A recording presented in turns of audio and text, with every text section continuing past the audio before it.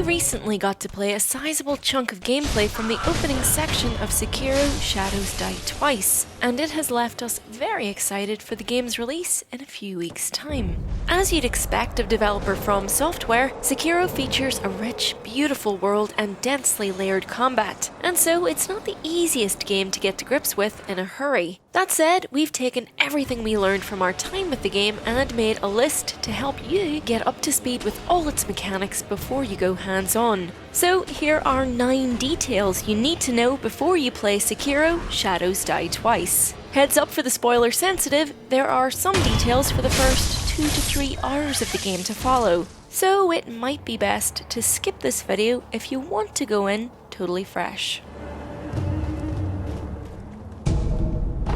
It's tempting to compare every little thing in Sekiro Shadows Die Twice to the Soulsborne games, and while that DNA is certainly there, Sekiro has also got a lot of thanks to give the relatively ancient Tenchu series. First released in the PlayStation 1 era, Tenchu games were all about stealthing and grappling around as a ninja assassin, dealing out divine retribution and settling old scores in feudal Japan. Sounds familiar? Most notably though, Activision acquired the rights to the series from Sony, but later sold them to, you guessed it, From Software. Now, the two companies are collaborating once again on Sekiro Shadows Die Twice, and last year, From Software's community manager Yasuhiro Kitao revealed that Sekiro was indeed originally planned as a new title in the Tenchu series. When we originally set out to create something different from Dark Souls and our previous titles, we thought it would be interesting to make a Japanese-themed game. So from that, we started going in the direction of the Shinobi and Ninja, and of course,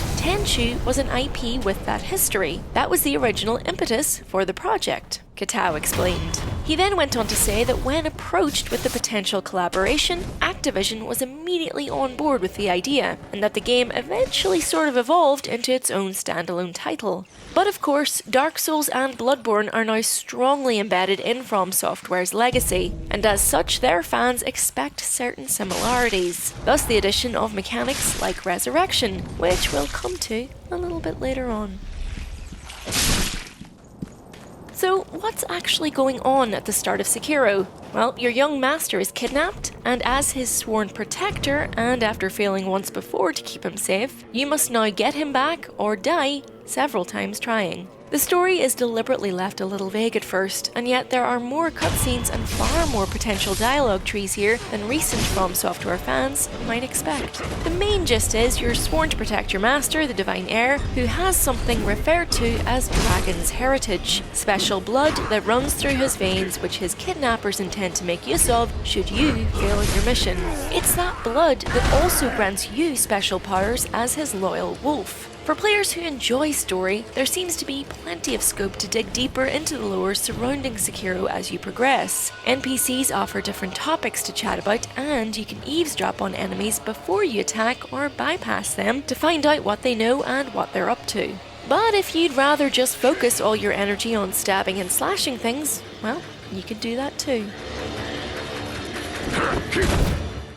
The dilapidated temple serves as a hub of sorts, and is initially home to the mysterious figure that saved your life and granted you your shinobi prosthetic arm, the sculptor, and an odd fellow by the name of Immortal Hanbei, who cannot die and so offers himself to you as a training dummy of sorts. A little later on, they'll be joined by Emma, a doctor serving a nameless master. She made the magically refilling healing gourd you carry around, and by presenting her with gourd seeds, she can upgrade the amount of charges you get from the gourd, which, as you might have guessed, works a little bit like an Estus flask. The sculptor, on the other hand, will upgrade your tools to enhance their effects in exchange for sen, that's money, and specific materials like gunpowder and fat wax. He'll also give you the Shinobi Esoteric Text, from which you can learn various Shinobi skills, different fighting techniques, and further stealthing methods to help you on your journey. The game hints that other esoteric texts are available, should you choose to walk a different path than that of the Shinobi. Skills can be unlocked at any sculptor's idle menu when you've gained enough experience, and some skills can also be learned by finding items or by defeating certain enemies in particular. There are 3 different types of skills to unlock when it comes to the Shinobi style: combat arts, Shinobi martial arts, and latent skills. Combat arts must be equipped to be used, but martial arts and latent arts, upon unlocking them, are always in effect. One of the first combat arts we unlocked was Whirlwind Slash, which unleashes a spinning attack upon pressing L1 and R1 together and is thus good for crowd control. Early martial arts included the ability to counter an enemy thrust, the ability to guard or deflect mid-air attacks, including those from projectile weapons, and the run and slide, which is pretty much exactly what it sounds like. One of the first latent abilities you can unlock allows you to carry more spirit emblems at once, thus allowing you to get more uses out of your prosthetic tools. And another boosts your stealthing ability. Later on, the hub may become home to other NPCs, including vendors who will sell you memos and maps to interesting items and weapons, as well as different locations.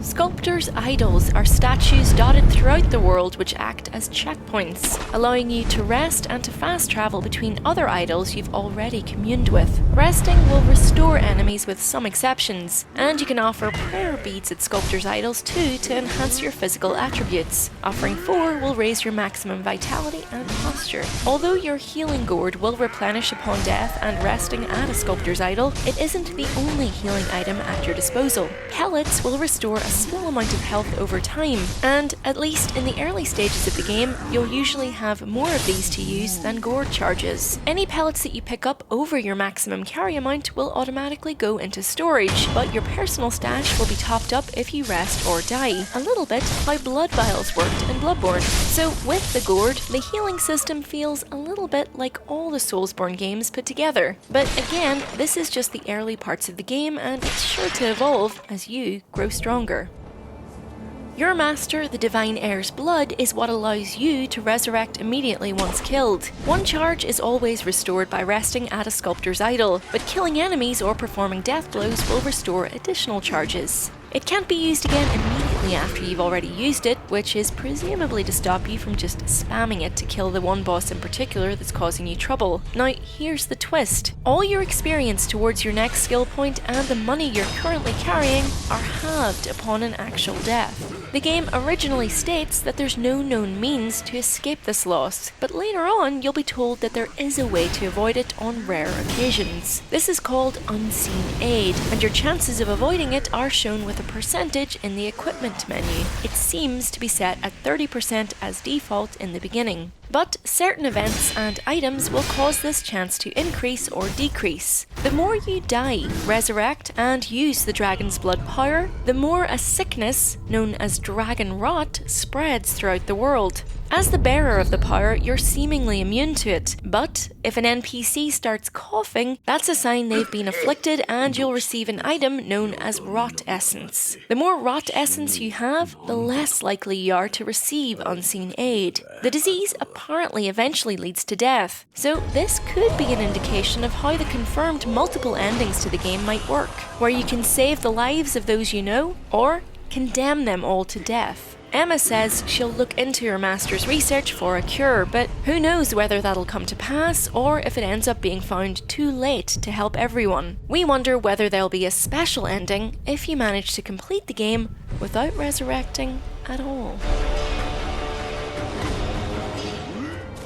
The grappling hook is an essential tool in your arsenal. It's important to note that Sekiro's environments are extremely vertical and built for you to whip around in unseen. Whether or not you approach an area with this in mind can completely change your experience. Although most bosses will require confrontation in order for you to proceed, a lot of low to mid-tier enemies can be completely bypassed by going around or directly over their head. That is, via rooftops and trees you can grapple to, long grass you can hide in, different side routes leading away from a central plateau. Before engaging an enemy, it's usually a good idea to get to a vantage point and have a quick scan. You'll usually spot a couple of routes to take if you aren't keen to have every enemy within a mile radius bear down on you all at once. It's also key to remember that you can grapple while in midair or while falling, and sometimes this is necessary to reach the next grappling point, or to unlock secret areas and boss fights. It's also worth noting that if you fall off a mountainside or a cliff as you traverse the map, this doesn't count as a true death. The game will take a portion of your health and immediately set you back to near where you fell, but that's really the only punishment, which is fairly lenient for a From Software game.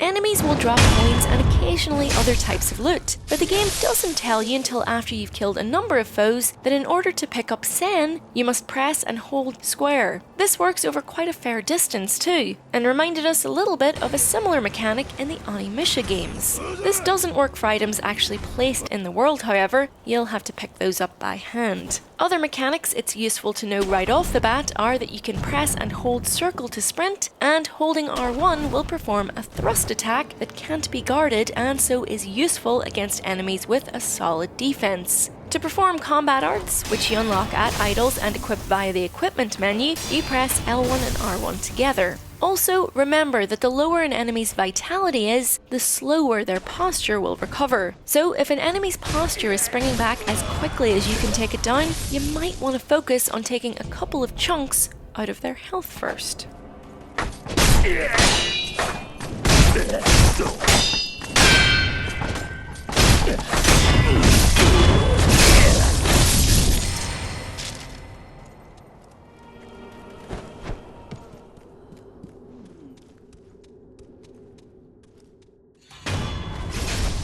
Different Shinobi tools are effective against different enemy types. The Shinobi firecracker makes a loud sound that scares beasts, for example, and enemies with red eyes overtaken by rage are easily defeated with the Shinobi flame vent. Shields can be broken with a Shinobi axe. Enemies in midair sometimes need a long-range solution. If a new enemy type is giving you trouble, in other words, look at them as a puzzle to be solved. There's usually a prosthetic tool that will bring them down much more quickly and far more elegantly than bashing them over the head with your katana. Bear in mind though that using a prosthetic tool isn't free. They consume spirit emblems upon use. Thankfully, spirit emblems are a fairly regular drop and they can eventually be purchased from sculptor idols for 10 cents a piece. But making consumable items necessary to use prosthetic tools ensures you won't be tempted to spam their attacks too much during combat.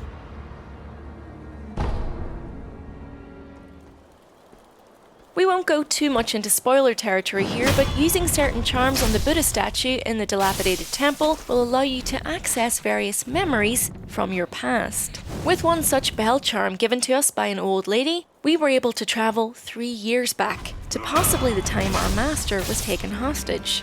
Weird goldfish aside,